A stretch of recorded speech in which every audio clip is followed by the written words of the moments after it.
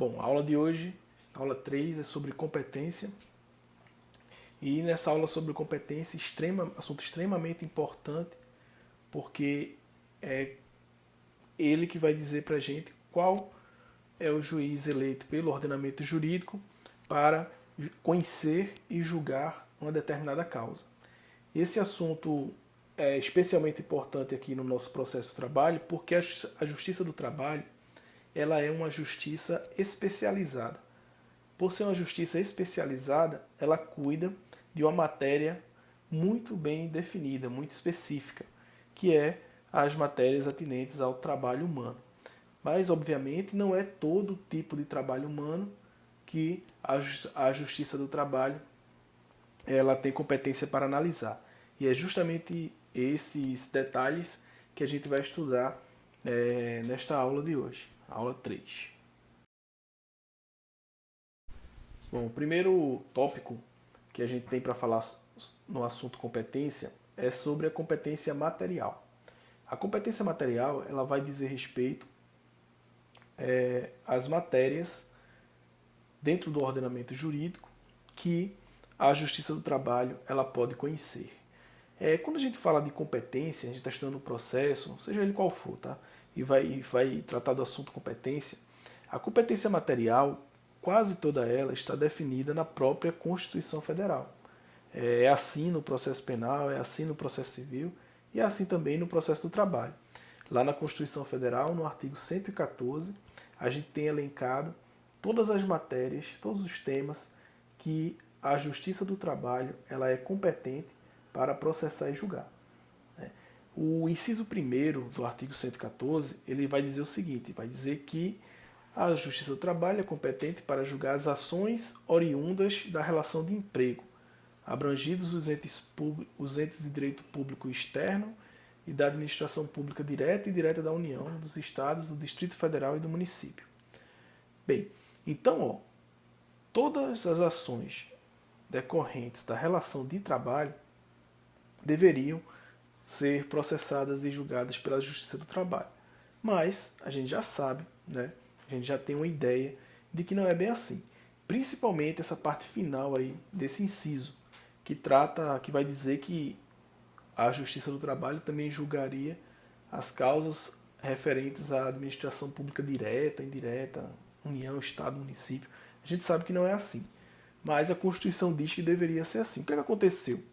Aconteceu que quando essa reforma foi feita em 2004, foram ajuizadas várias ações de inconstitucionalidade e o juiz e o STF, ele na ADIM 3392 e na ADIM 3432, proferiram decisões limitando o alcance desse inciso. Então, esse inciso é para ser lido até a vírgula. Ações oriundas da relação de trabalho. Essa parte aí dos servidores públicos, da administração pública direta, indireta, não é matéria da Justiça do Trabalho, apesar da Constituição dizer que deveria ser, mas não é. É da Justiça Comum. Se a gente estiver falando dos servidores estaduais e municipais, com Justiça Comum Estadual. Se estivermos falando da União, Justiça Comum Federal. A Justiça do Trabalho, como a gente já sabe, é uma justiça federal, porém é uma justiça federal especializada, ok? E, ao contrário do que consta na própria Constituição, a competência ela é restrita às relações de trabalho, excluídos aí os servidores públicos. Então esse já é um primeiro recorte que a gente pode fazer sobre a competência da Justiça do Trabalho. Não é todo o trabalho humano que o conflito vai ser analisado aqui. A gente tem um trabalho humano bem específico que é o trabalho objeto de cuidado da Justiça do Trabalho, que é o trabalho assalariado, remunerado, segundo os ditames aí da CLT. Então o nosso marco, né, nosso norte, vai ser a CLT, vai ser o contrato de trabalho ou a relação de emprego, aquela com a carteira assinada. Né? Obviamente que a ideia do artigo 114, inciso 1º, foi ampliar essa competência da Justiça do Trabalho, para que ela não ficasse restrita apenas a essas relações de trabalho. Mas, depois que foi feita essa emenda, e aí com o avanço da jurisprudência, cada vez mais se sedimentou a ideia de que realmente a Justiça do Trabalho tem que tratar do contrato de emprego, do contrato de trabalho. Porém, a gente sabe que em outras relações que não são necessariamente um contrato de emprego, a gente tem um nível de subordinação alto. Né? Um nível de subordinação alto. Por exemplo, no contrato de empreitada, né? Onde você contrata uma pessoa física para fazer um trabalho para você, um trabalho humano, manual, e você tem que remunerar essa pessoa. Se por acaso der algum problema nesse tipo de contrato, esse contrato, apesar de não ser uma relação regida pela CLT, ela vai ser processada e julgada na Justiça do Trabalho. Por quê? Porque o nível de subordinação aí ele é um pouco alto. O que é que está fora? Está fora, por exemplo, as causas referentes ao direito do consumidor. Se um advogado tem um problema com o cliente, a pessoa contrata um advogado para representá-lo e atuar no processo judicial defendendo seus interesses, qualquer problema que der nesse contrato não vai ser resolvido na Justiça do Trabalho, porque a relação aí ela está regulamentada mais ou pelo contrato civil, dependendo de como tiver sido feito esse contrato de representação, né, ou pelo direito do consumidor, né, dependendo do alcance aí que esse contrato teve. Então, causas referentes à relação de consumo, por mais que o prestador de serviço ou o contratado seja um profissional liberal, em regra, não seria também aqui na Justiça do Trabalho, seria na Justiça Comum. Ok? Então, dependendo do caso, é que vai ser analisada se está incluído ou não, né, na redação desse artigo, desse inciso 1º da Justiça do Trabalho. A maioria esmagadora dos processos que a Justiça do Trabalho julga são referentes a realmente trabalho remunerado, anotado na carteira de trabalho, regido pelas normas e regras da CLT. Então esse é o grosso da matéria que a gente julga lá. Mas, eventualmente aparece um contrato de empreitada, aparece um dano pré-contratual, quando nem existe contrato ainda formalizado, e esses casos também são julgados aí pela Justiça do Trabalho. Tudo justificado por esse inciso 1º do artigo 114. O artigo 114 vai seguir dizendo que é da Justiça a competência para ações que envolvam o direito de greve. Direito de greve é matéria de direito coletivo do trabalho, a gente vai estudar melhor isso lá. As ações, inciso 3º, as ações sobre representação sindical, também é matéria da Justiça do Trabalho. Isso aí veio com a emenda 45 para cá, não era antes, agora é. Então, por exemplo, se um sindicato de Parauapebas tem um problema com o sindicato em Marabá para saber quem é o legítimo representante daquela categoria em uma determinada localidade. Aí quem resolve vai ser a Justiça do Trabalho. Tá? Essa questão dos sindicatos vai ser resolvida pela Justiça do Trabalho. Mandados de segurança, a gente vai ver depois, né, os exemplos disso. Conflitos de competência, a gente vai ver também depois. Ações de indenização por dano moral e patrimonial, decorrentes da relação de trabalho. E eu ouso afirmar também os danos e indenizações pré-contratuais também são julgados pela Justiça do Trabalho. Imagine você que no processo de contratação, uma empresa adota critérios discriminatórios para selecionar ali os seus futuros empregados. E aí acaba deixando de lado o empregado por um critério absolutamente ilegal. Essa não contratação baseada em critério discriminatório ela é ilícita e isso é analisado pela Justiça do Trabalho. Apesar do vínculo trabalhista não ter se formado, né, essa questão ter sido antes da formação do vínculo, o dano ele é pré-contratual, mas vai ser analisado pela Justiça do Trabalho. Okay? As ações de penalidade administrativa também são julgadas na Justiça do Trabalho. Imaginem vocês que um auditor fiscal do trabalho, que é uma autoridade do Poder Executivo Federal, e ele tem o papel de fiscalizar o cumprimento das normas trabalhistas pelos entes privados, né? E aí ele sai em fiscalização, nota que uma determinada empresa está descumprindo normas trabalhistas, resolve autuar aquela empresa, aplica uma multa, e se a empresa por acaso não concordar com esse auto do auditor fiscal do trabalho, ela vai se socorrer da Justiça do Trabalho para questionar a aplicação dessa penalidade administrativa. Então veja, o órgão que aplicou a penalidade é um órgão da administração pública federal.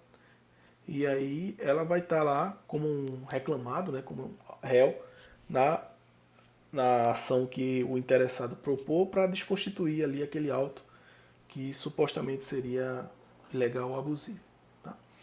E aí as execuções das contribuições sociais e outras controvérsias decorrentes da relação de trabalho. Essa é a competência material da Justiça do Trabalho. Isso aqui não costuma dar problema, né, quando a gente está falando do contrato de trabalho em si, aquele regido pela CLT, mas pode ser que dê problema quando a gente vai para aqueles casos limites ali. A gente não sabe se o contrato era de trabalho, se era contrato civil, se era do consumidor, se era contrato de trabalho, era uma relação empresarial. Então, toda vez que está aqui naquela zona gris ali, naquela zona cinzenta, aí a gente pode ter problema na aplicação desse artigo 114. Mas, no geral, no dia a dia, 99% das ações passam tranquilo por esse filtro aqui do artigo 114, né? Porque a maioria delas trata realmente das questões referentes à relação de emprego, né? Aquela que é regida pela CLT.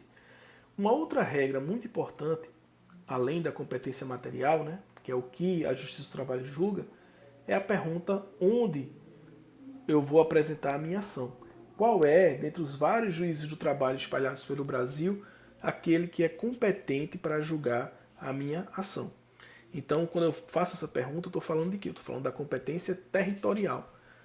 Vocês sabem, né, que a jurisdição de um magistrado tem abrangência nacional, mas para efeitos de organização, essa jurisdição ela é partilhada, ela é partida em vários fragmentos de competência e esses fragmentos têm também uma perspectiva territorial. Dependendo de alguns critérios que a lei vai colocar, a gente vai propor ação em Parauapebas, propor ação aqui em Marabá, propor ação em Belém, propor ação lá em Pernambuco, em São Paulo, enfim. Essa é a análise da competência territorial. O norte que a gente tem para a competência territorial é o artigo 651 da CLT. Nesse artigo vai ter a regra básica para a definição da competência territorial da Justiça do Trabalho, que é que ela vai ser determinada pela localidade onde o empregado prestar serviços ao empregador, ainda que tenha sido contratado em outro local ou mesmo fora do país. Então veja, a competência territorial no processo do trabalho ela é fixada pelo local da prestação do serviço. Onde foi prestado esse serviço? Foi prestado em Marabá, foi prestado em Parauapebas, foi prestado em Belém. É nesse local que a gente vai ter o ajuizamento dessa ação, ok? Essa é a regra geral. Obviamente, como toda regra, ela tem as exceções. As exceções elas estão previstas nos parágrafos 1º, 2º e 3º desse mesmo artigo 651. O parágrafo 1º ele vai dizer o seguinte: quando for parte de dissídio, né, de conflito trabalhista, agente ou viajante comercial, a competência será da junta da localidade em que a empresa tem agência ou filial e a esta o empregado esteja subordinado. E, na falta, será competente a junta da localização em que o empregado tenha domicílio ou a localidade mais próxima. Então veja, esse caso aqui ele vai responder aquela pergunta assim: e se o trabalhador prestava serviço em mais de um local? Ele trabalhava viajando, vendendo os produtos da empresa em Parauapebas, em Marabá, em Belém, em vários lugares. Qual desses lugares vai ser o lugar competente para analisar essa ação? Aí o parágrafo 1º vai dizer para a gente que competente vai ser a localidade em que a empresa tem agência ou filial e a esta o empregado esteja subordinado. Então, se a empresa tiver somente uma sede e vários vendedores andando por aí, vai ser o lugar dessa sede. Se ela tiver várias sedes e vários vendedores andando por aí, cada vendedor, obviamente, vai estar vinculado a uma sede e vai ser o local dessa sede, dessa filial, que vai definir o juízo competente. E se por acaso a empresa não tiver uma filial ou uma sede, aí vai ser o juízo do domicílio do empregado, né, que é a melhor regra para o empregado. O empregado adora quando ele pode ajuizar a ação no domicílio dele, porque ele não tem que se deslocar para nenhum outro lugar para participar dos atos do processo. Né? A melhor coisa do mundo para o trabalhador é ajuizar a ação na cidade que ele mora. Nem sempre isso é possível. Né? Isso aí são exceções à regra. A regra é que seja no local da prestação de serviço, Se o serviço foi prestado em mais de um local, a regra é que seja onde a empresa tenha a sua agência ou sede ou filial. Só se ela não tiver é que o empregado vai poder ajuizar no domicílio dele. Ok? Esse é o parágrafo primeiro. O parágrafo segundo vai dizer o seguinte: as competências das juntas de conciliação, que hoje são chamadas varas do trabalho, não se fala mais juntas de conciliação e julgamentos, se fala varas do trabalho, estende-se aos dissídios ocorridos em agência ou filial no estrangeiro, desde que o empregado seja brasileiro e não haja convenção internacional dispondo em contrário. Então, se por acaso o empregado trabalha para uma empresa brasileira, mas trabalha para a empresa brasileira fora do país, a competência vai ser regulamentada também por esse artigo 651. Tá bom? O parágrafo terceiro vai dizer que, em se tratando de empregador que promova a realização de atividades fora do lugar do contrato de trabalho, é assegurado ao empregado apresentar reclamação no foro da celebração do contrato ou no da prestação do respectivo serviço. Então aqui é uma questão interessante que é diferente do parágrafo primeiro, porque a natureza empresarial da empresa é diferente. No parágrafo primeiro, a gente está falando de agente ou viajante comercial. No parágrafo terceiro, a gente está falando de uma empresa sediada em determinado local que presta serviços em outros locais. E para fazer isso, ela manda os seus funcionários nesses outros locais prestar esse serviço. Ou seja, ela realiza atividades fora do lugar do contrato de trabalho. O trabalhador, a empresa é em Marabá, o trabalhador foi contratado em Marabá, mas com frequência ele é deslocado para Paraupebas, ele é deslocado para Rondon, ele é deslocado para Belém, para Paragominas, enfim, para cidades aqui ao redor, para fazer algum trabalho. Isso acontece muito com o pessoal da CELPA e com as terceirizadas dela, que ela tem uma base em determinado lugar e aí as cidades menores são atendidas aí pelos funcionários dessa base. Nesse caso, como é que faz? Qual é o juízo competente? O trabalhador vai poder escolher, ou ele ingressa com a reclamação onde o contrato dele foi celebrado, ou onde ele presta os respectivos serviços, se houver aí uma habitualidade. Então aí o trabalhador também vai poder escolher em qual local prestar esse serviço. Eu tenho que falar para vocês que existe uma discussão grande com relação a esse artigo 651 em confronto com o artigo 5º da Constituição, que garante o acesso à justiça.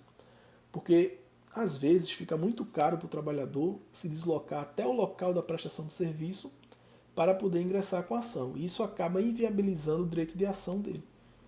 Então, como o direito de ação é um direito fundamental, né, e existe uma corrente que entende que esse direito fundamental ele se sobrepõe a essa regra do artigo 651 e, em alguns casos, é mais justo que o trabalhador possa ajuizar a ação no seu próprio domicílio, porque fica mais barato para ele, é o único jeito, na verdade, que ele teria de acessar a justiça, obrigando a empresa a ir nesse lugar para se defender, do que o trabalhador ter que ir onde a empresa está para poder ajuizar a ação e praticar os atos do processo que ele precisa.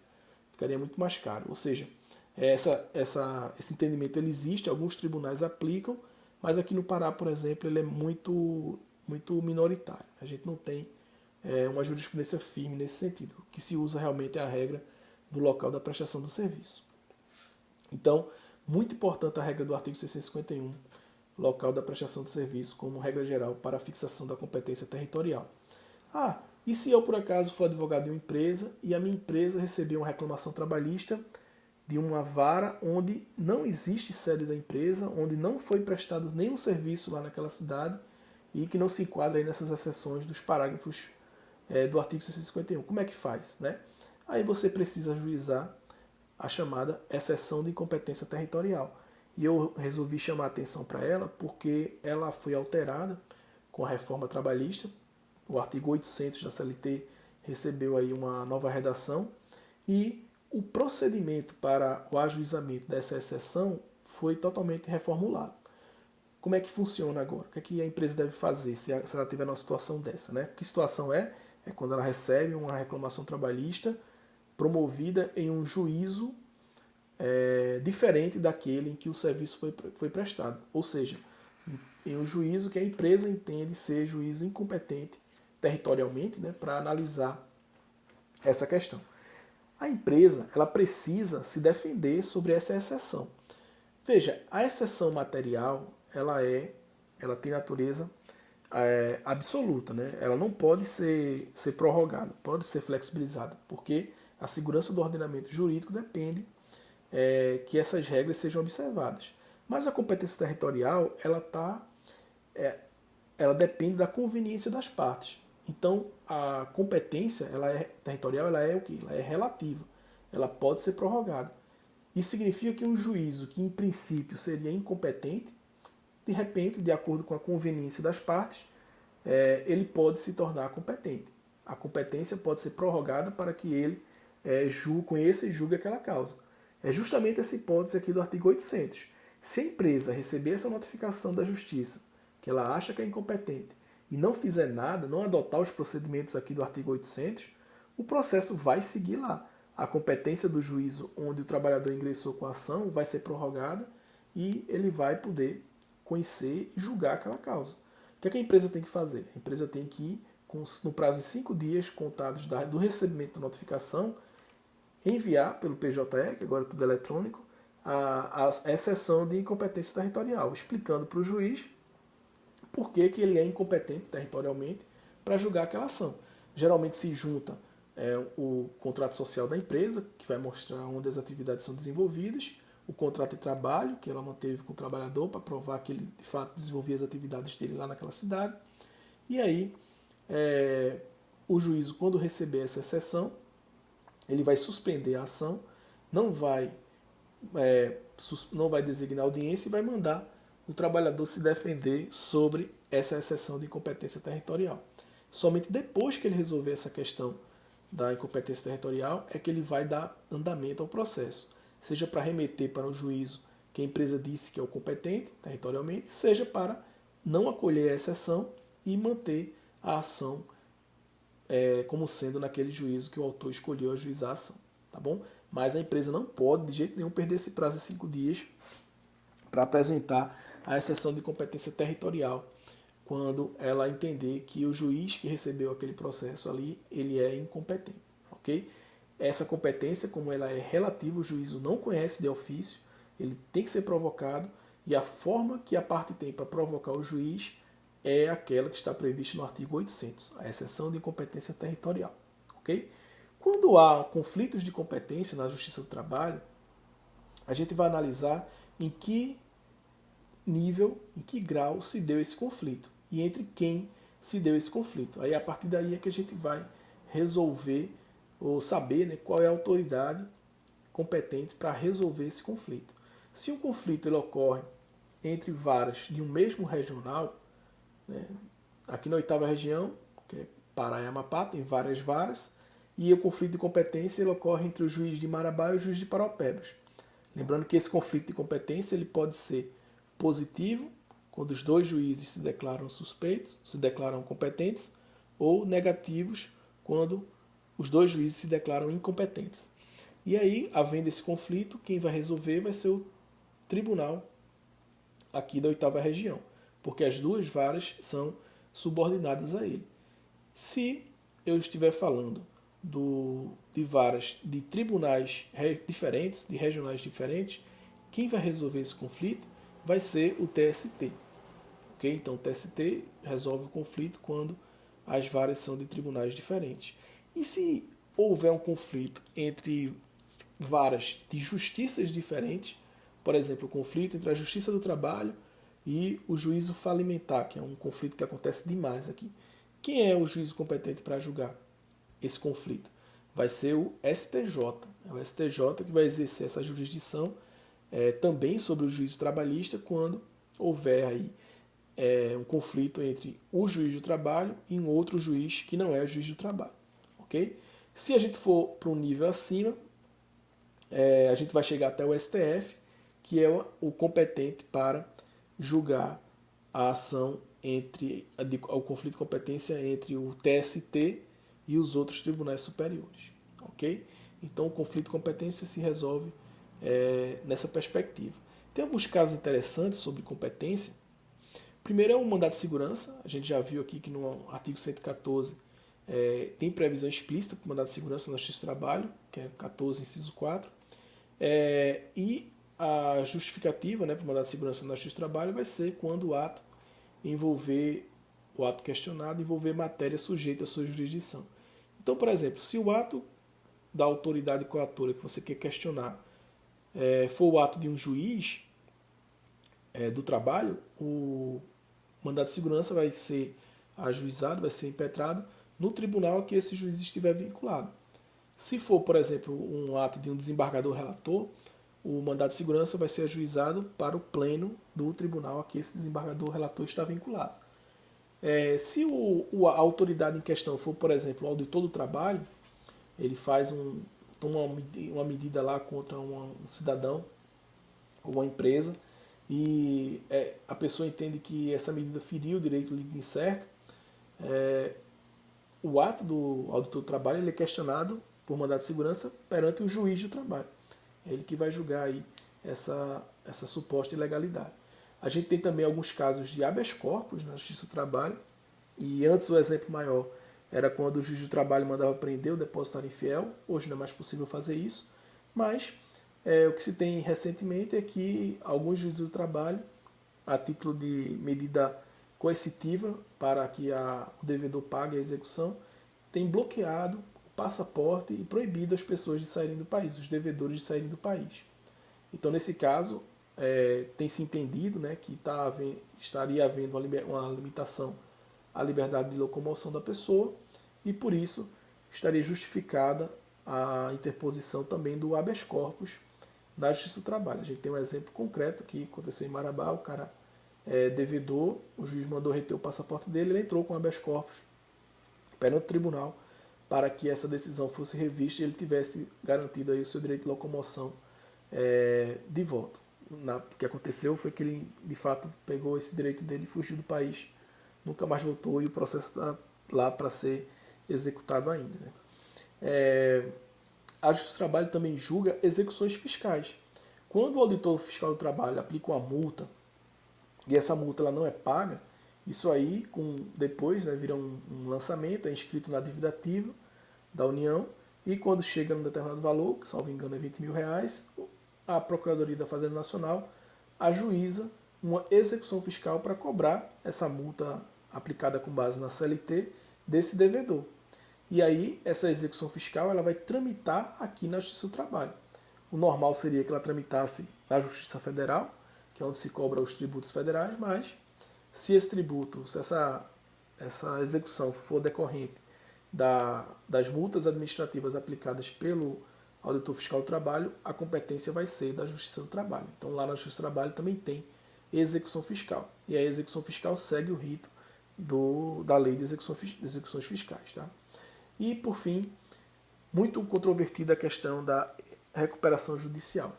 A Lei 11.101, né, Lei de Falências e Recuperação Judicial, ela traz uma série de proteções para aquela empresa que teve deferido ali o seu pedido de recuperação judicial. A gente sabe que a finalidade da recuperação judicial é ajudar a empresa a se reerguer, ajudar a empresa a pagar ali, controlar as suas dívidas, deixar aquela dívida ali uma dívida saudável, de maneira que ela consiga continuar existindo, operando e cumprindo a sua função social. Mas, para isso, o que a lei garante para a empresa? A lei garante uma série de imunidades. Ela suspende execuções, suspende ações, suspende a cobrança de dívidas, suspende o pagamento o vencimento de dívidas e também suspende as ações e execuções trabalhistas. Com relação especificamente às ações e execuções trabalhistas, como é que está desenhada essa questão da competência? A competência ela segue na Justiça do Trabalho até a apuração do valor. Então, vamos lá, o trabalhador entra com a ação e aí no meio do processo, nem teve a primeira audiência ainda, a empresa tem deferido ali um pedido de recuperação judicial. O que é que vai acontecer com esse processo? O processo ele vai seguir, vai ter essa audiência, o juiz vai colher as provas, o juiz vai dar uma sentença. Se por acaso a empresa for condenada, ela pode recorrer. Após o final do processo de conhecimento, com o trânsito em julgado dessa sentença, inicia-se a fase de liquidação para saber exatamente o valor que é devido ao trabalhador.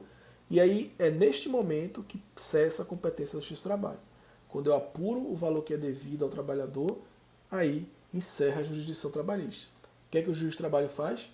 ele determina a expedição de uma certidão de crédito trabalhista e a parte pega essa certidão, vai lá no juízo universal, que é o juízo que está cuidando da recuperação judicial, que é o juízo cível, e ajuiza e pede para inscrever esse débito dele no quadro geral de credores. Tá? E aí ele vai entrar lá na classe de débito trabalhista, que também tem uma posição um pouco privilegiada lá no quadro geral de credores. Ok?